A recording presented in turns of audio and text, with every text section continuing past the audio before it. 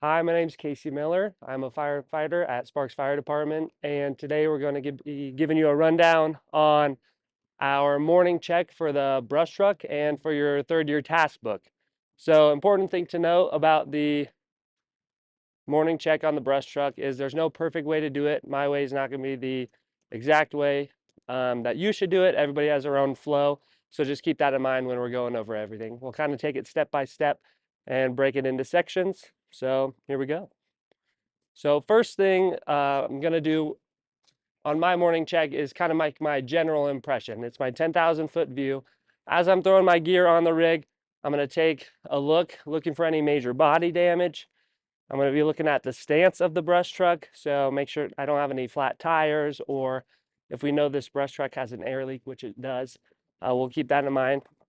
I'm gonna be poking my head under, checking for any leaks, whether that's oil, coolant, power steering, anything really like that. Again, looking at any major body damage to my windows, my mirrors, checking under the engine compartment for any leaks, really poking my head under there.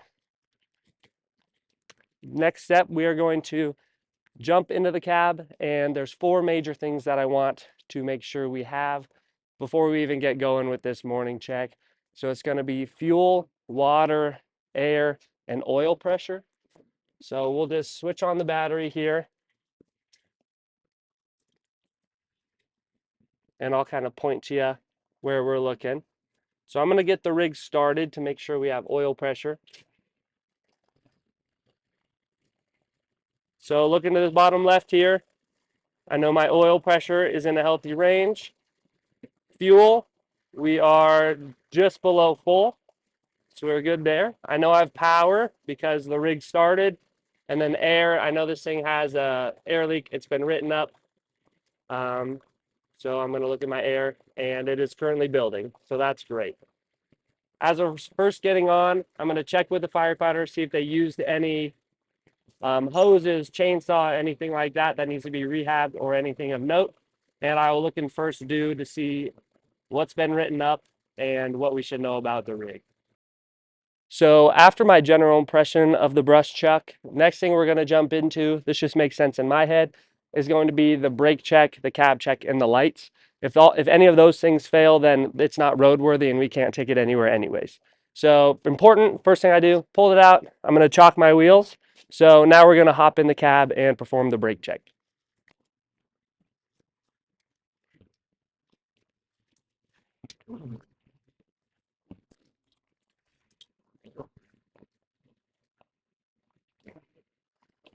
So we're going to get the rig running.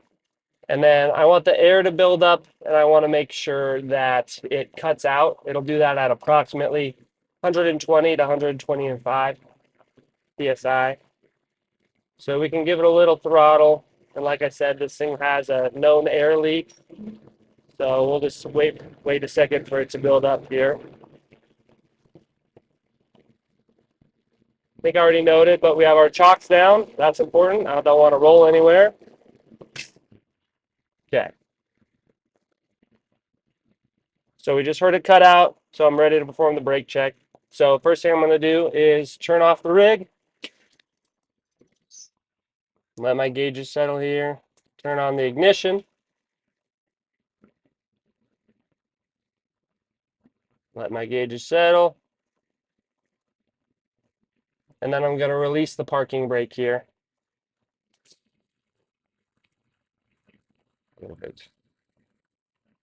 Let everything come to a halt.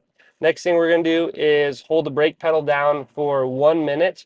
Once the needle settles after the initial push, we're going to make sure it doesn't drop any more than 3 psi for this particular rig for the brake check. So let's say I held the brake for 60 seconds. Now we're going to bleed off the air by pumping the brake. And I'm expecting a visual and audible alarm at around 60 psi.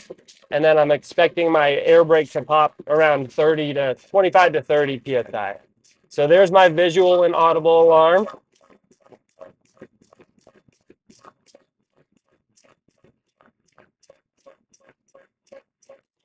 And then my air brake just popped. So now I'm going to start the rig back up, and we're going to start building that air pressure.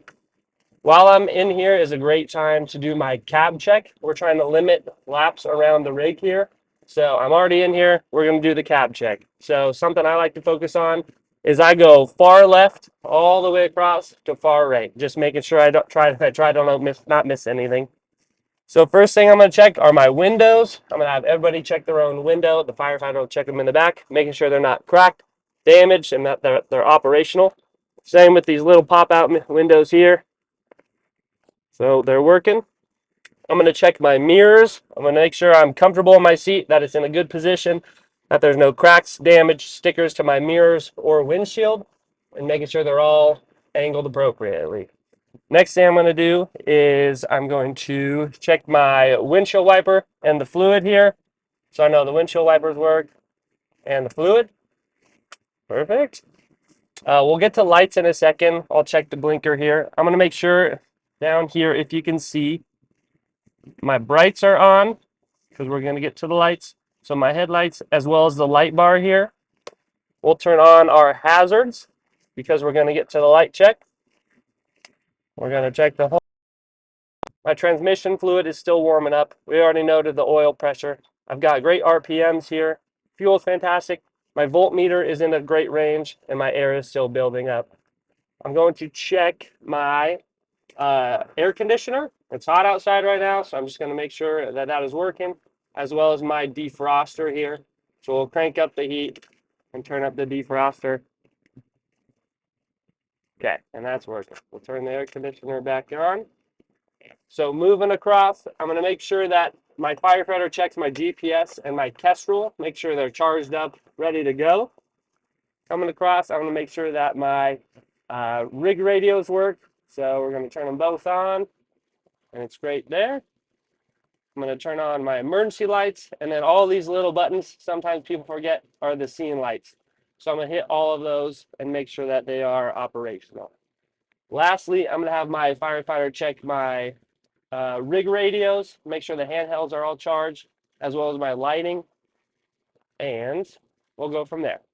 So my air is built up enough now to where I'm going to hop out and we're going to check the lights. So I turned them all on. We've got our headlights, we got our brights on, we've got our light bar here, we've got the hazards, we've got my emergency lights, and then all of my scene lights. Then I will get Captain Barry to help me with my individual blinkers to make sure that mechanism works, and we will do our reverse lights and brake lights as well. Make sure those work. So we can hop out of the rig now and we'll check the lights individually.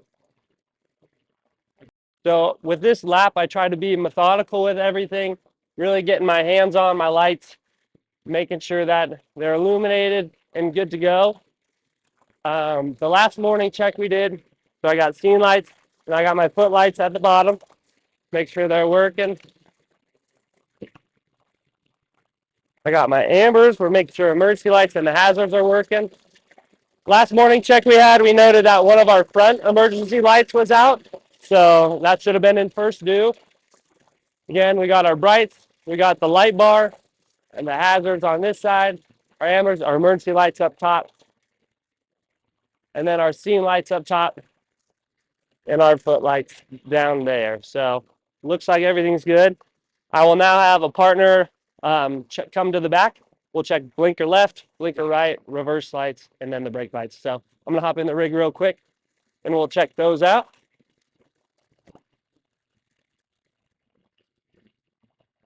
So we'll do blinker left here. Okay. Blinker left, blinker right. We'll do brake light and then our reverse lights here. Okay. So now that I'm back in the cab, I'll just shut down all the lights. We'll turn them off. Do blinker left, right? Sorry. Blinker left. Okay. And the brights. Perfect. Sorry, that was up front. Okay. Now that we're back in the cab, to minimize laps again, I will do my pump check next. Okay, so jumping into our pump check, we have our PTO pump and our auxiliary pump. The PTO pump can only be started from inside the cab, and there's a few things we'll dive into there. The aux pump, it can be started both inside the cab and outside the cab. Both have their advantages and disadvantages. It's definitely something you'll dive into in the textbook. So we'll start with the PTO pump here. So we're going to switch it into gear. And then I will know I have a prime if I have pressure right here. So if this were at 0, I know I'd need to hop out of the rig and prime it. But I know I have the prime currently, so we're good to go. We will still try the primer to make sure that it works, but we're going to play with the PTO a little bit in here. So a couple of ways we can control our discharge pressure with the PTO. We can use a cruise control button right here. So I remember down is up and up is down. So I'll press down. And as you can see, we are building our discharge pressure here from the PTO pump. So I'll drop it back down, pressing this button, and we are back at idle. So another way we can try is we can use the throttle. So I'm just going to press the throttle with my right foot, and we can see that our pressure is building. So now we can test our PTO override. So the only time you'd want to use your PTO override is in like an emergency pump and roll operation. Your aux pump goes down, and for some reason you need water while you're driving away. So we're going to test that out. So PTO override, we're going to switch it up. And this will allow us to use our PTO pump while we are driving. So we're going to make sure it works by, if we release the parking brake, it will stay in pump gear now that it's on. If I have the PTO override off and I disengage the parking brake, our pump will shut off. So here we go, just to make sure it works. I have my brake or my chocks down.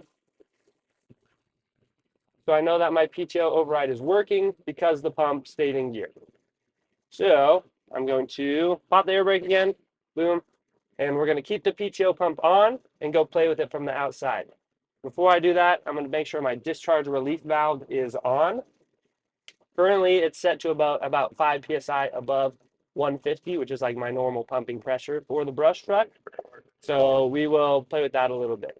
Before I hop out, I'm going to make sure that I'm able to go into volume mode and pressure mode, make sure that works there. So we'll turn off the PTO override, we'll hop out, and make sure we can throttle up from the outside as well. Okay, coming to our pump panel over here, we got pump panel lights. We can just make sure those work. Again, I already have a prime, but I'm going to make sure that my primer works, so I'm just going to give it a quick pull. Perfect. So we know it works. I'm going to make sure my tank to pump. So this was confusing for me at first. It says tank suction. Just think of it as your tank to pump here. So I'm going to make sure that it's open, that it can close, and that we can reopen it again. And then I'm going to slowly throttle up, and we're going to keep an eye on this discharge relief valve. So it should relief at approximately 155. Oh, so there we go. So it's actually 120. So I could turn that a couple of turns to the right to bump it up a little bit if I wanted more pressure. So that kind of concludes our PTO pump test. So I'm going to shut it down, and we'll start up the aux pump. So all I'm doing in here is shutting off the PTO, and then I'm going to start it up from the outside first to let the glow plugs warm up. So we'll start up the aux pump from the outside.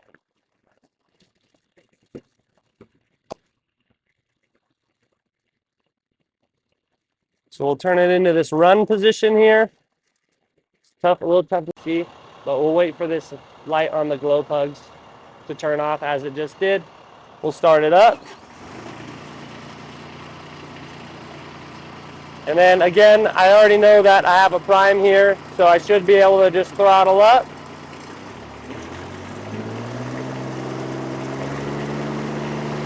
And so I know the aux pump from the outside is working. So throttle back down. I'll turn this one off, and then we will turn it on from the inside.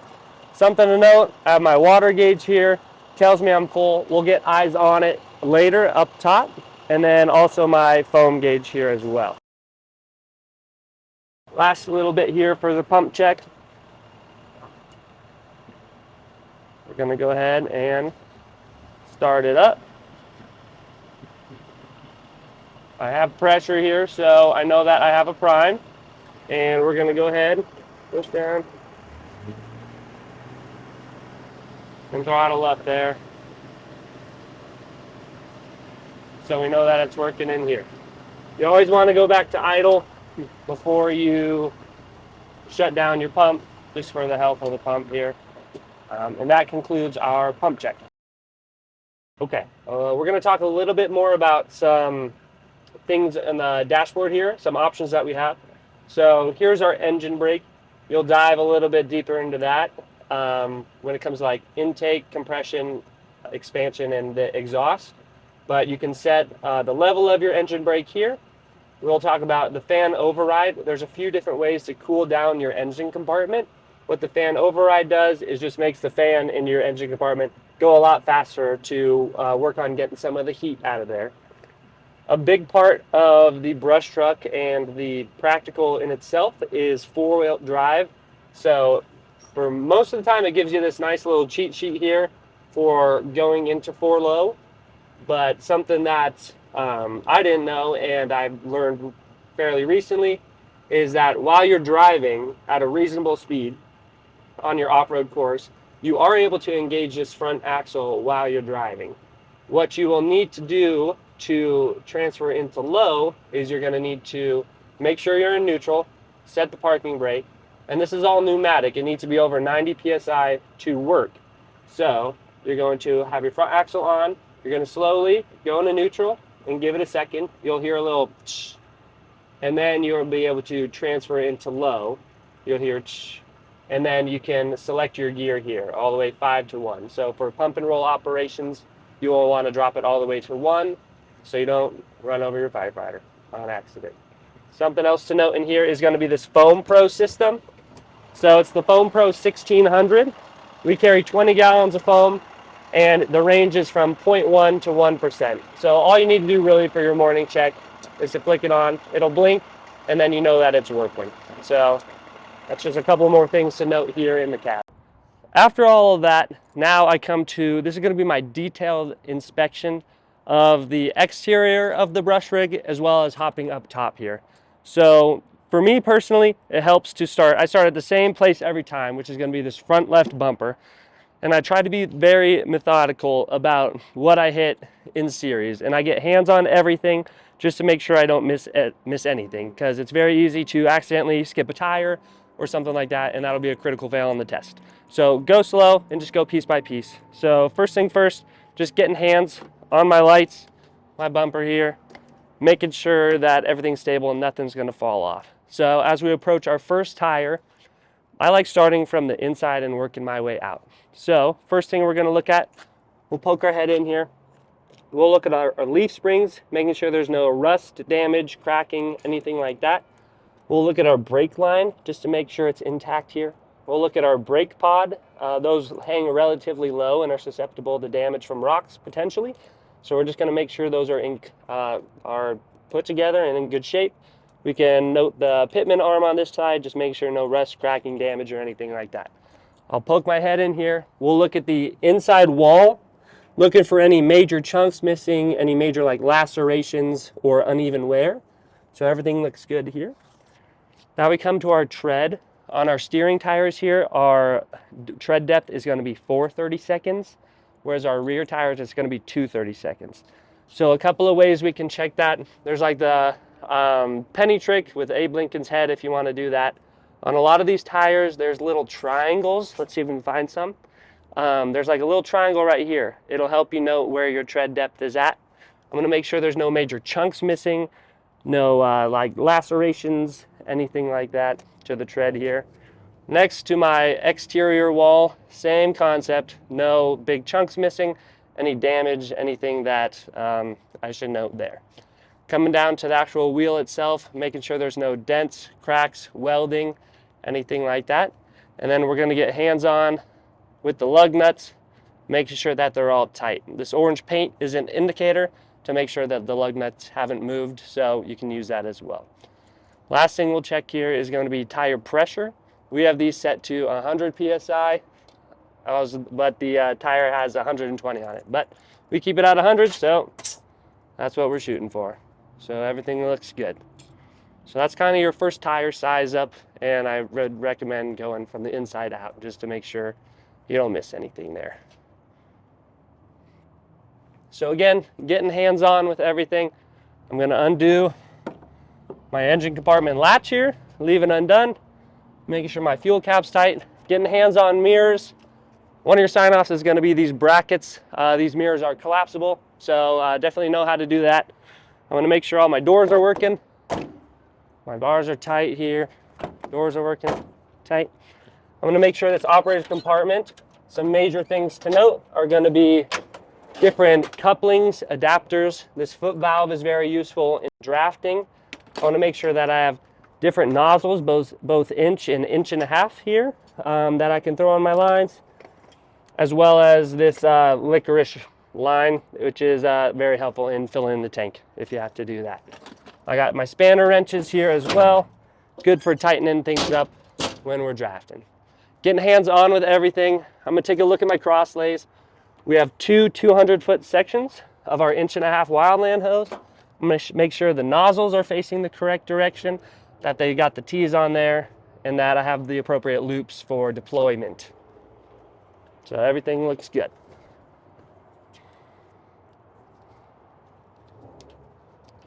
We already dove into the pump panel here, but I'm again just going to get hands-on with everything, making sure it's tight and in a position where I like it to be. So we're good. Moving on. This compartment's going to be my EMS equipment primarily, as well as a little miscellaneous box. I'm going to have my firefighter check the EMS equipment, make sure that we're ready to go there. Next thing coming down, we're going to do the exact same tire check that we did on the previous tire. Only key differences are these are duals back here, so you want to poke your head underneath and sweep, making sure there's no rocks in between your duals. And another difference are going to be these crossfires. They're set at 110 psi. Yellow means they're properly inflated, black means they're low, and red means they're overinflated. So same exact check, but I'm not going to waste your time. So getting hands-on again with lights. We're going to make sure I have my spare bottles in this compartment, that they're all full. I'm going to have my firefighter load this cooler up with drinks and ice, because that'll be real nice when you're out there. Getting hands-on, make sure things are closed. In these compartments, I unlatch them now because when we hop up top, we're going to need to open these compartments, and these need to be undone to gain access in there. So we're going to do that. Here we have 200 feet. This is our only inch-and-a-half structure hose that we have. So 200 feet with the fog nozzle, 500 feet of 3-inch supply hose. We have our hard suction hose in here.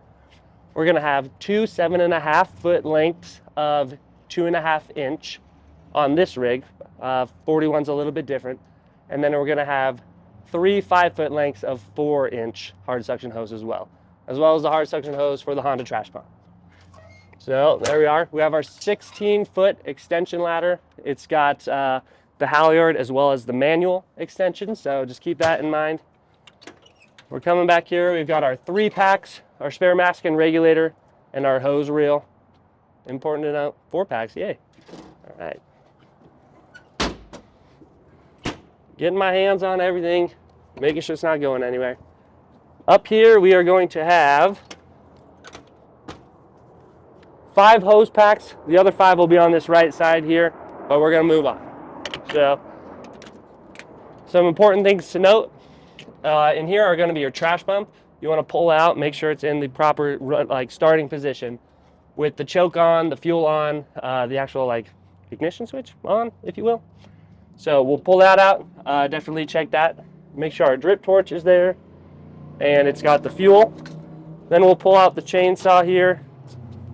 Just a couple of things to note. Bar oil, making sure that it's full.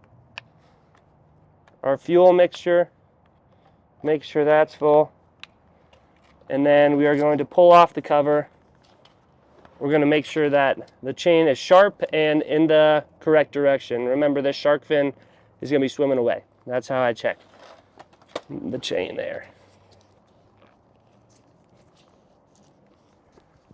Okay, we can go ahead and throw this back. Perfect. Go nice and slowly. In this compartment, we're going to have 5 progressive hose packs in addition to the 5 up top. And then a minimum, we're going to have 5-inch lines of 100 feet, 5 P hose lines, and then we're going to have 5.5-inch lines as well. This is where you'll be keeping your captain's roll as well. So that'll either be the inch or the 1.5 with the nozzle on it for quick deployment. We're going to get hands on with our lights. Coming down to our second set of duals, we're going to do the same inspection there. Coming up here, we've got our 5-gallon kind of piss pumps, if you will. Sorry. Okay. But make sure those are in there. We're going to make sure we have our tools. We're going to make sure they are secure. We're going to make sure that they're all there. And looks like we got them all. So we're good. We're going to check the other side of the cross lays.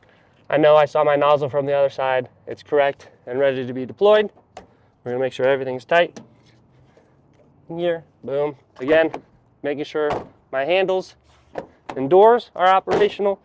We've got our cones in here. We've got a bottle jack. We've got our jump start kit, extra fusees, and the toolbox. So just making sure that's all where it needs to be. This is where we keep the the batteries are. We got 3 12-volt batteries, making sure my mirrors work. We're going to undo my last latch. We're going to do this last tire inspection, very similar to what we did on the other side. And then we will get eyes on our bumper here, making sure it's the correct hose that I'm looking for and that everything is closed but ready to be deployed. Okay, so we just did our walk around. Now we're going to jump into the engine compartment. I undid both my latches on the lap around, so we're just going to pop it right open here. So again, kind of try and be slow and methodical with this. We don't want to miss anything. I just start kind of from the right and work my way across. So from the right, we have our spare set of keys, which is great to know. We have our electrical wiring. Obviously, I don't know what all of this goes to, but we're just going to make sure that it looks like it's in good condition and that it's all plugged in. We're going to then check our transmission fluid.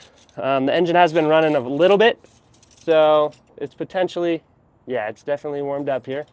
Another way you can check this transmission fluid is if you hop in the cab and on the gear pad, or like where you're selecting your gear, you can push up and down at the same time and it'll give you your reading. So this back in there. Okay, now we will check the oil here.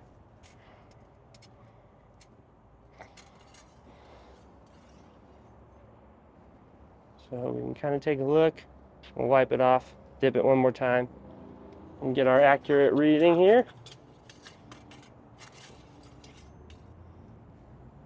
Okay, so we are perfect, well within our operating range there. So we'll put that back. We'll check power steering real quick. I've got my sight gauge, but I know we're good to go there. And then up here we have our coolant reservoir as well as our wiper fluid sight gauge here. So where you'll check the wiper fluid reservoir is actually going to be under here. It's a little bit hidden. I wouldn't have known it was there if nobody told me. So some other things to note on this side will be your hoses. So we'll just make sure that they're connected. There's no cracks, leaking, anything like that. And then from here, we have a good angle. We can look at our fan blades.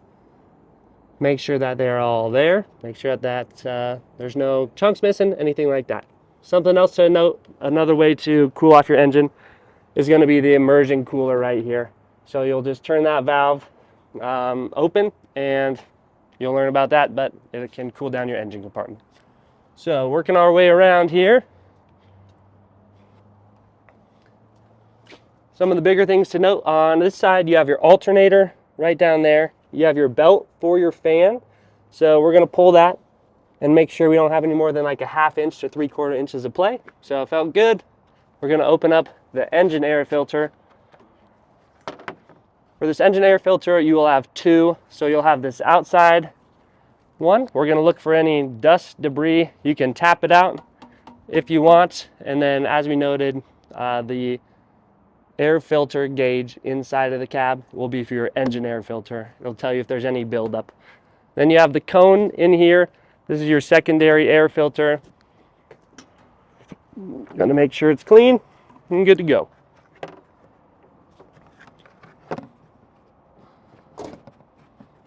Be careful taking out the secondary air filter if you don't have to, because that is a direct route for dirt, debris, and gunk to get into your engine. So again, checking hoses on this side. Just note your cabin air filter is going to be right up here. There's a couple of screws you have to pop out to get that out, but we won't worry about that right now. So that kind of concludes our engine compartment check. All right. So this is going to be one of the last kind of section that I personally check on my morning check. So I just start, again, go left to right, just make sure I don't miss anything. We have our sleeping rolls. We have some cots here. Just make sure that they're all present. Definitely something you're gonna want if you are out on assignment. Popping over here, same thing. Again, we have our cots for the sleeping here. So perfect. I will now open this side compartment. As we noted earlier, we have the 5 additional progressive packs up here, sleeping bags. This is where we'll get eyes on with our water. So we'll pop this open, and using a flashlight, you can get a pretty good idea of what your water level is at here. I can see it, but we could definitely top it off. These are extra 5-gallon totes of our Class A foam, and that's all I'm too worried about here. Perfect. We'll get eyes on our foam compartment here. As you can see, it's right up to the top, so I know we're good on our foam level. We'll pop this side open. We already talked about all this hose, but again, just making sure that it is present and properly loaded. So just getting better eyes on it here. Some of the more important things to note up here, this valve right here is going to be for my booster line. I want to make sure that it is in line, which means it's in the open position. This is my aux pump right here. There's 5 big things that I want to check on my aux pump. First thing is going to be the oil. So it's a little bit tricky to get in here, but the dipstick is going to be right down here. So we'll pull this out, give it a wipe. Go back in. Ooh, and we can check our oil level. So it looks good. Okay, next thing we're going to check on our aux pump is going to be this coolant reservoir down there. So just making sure that there's coolant in there and we're good to go. Next, we'll hop back here. This has got its own fan and its own belt. So we're going to be looking at the fan blades right in there, and then giving the belt a pull as well, making sure it's tight, but not too tight.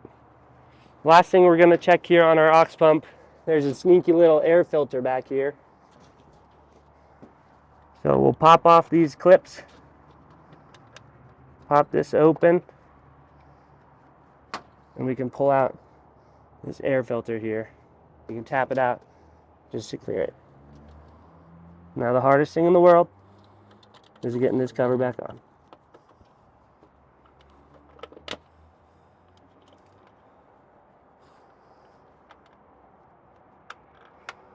Okay. Sweet.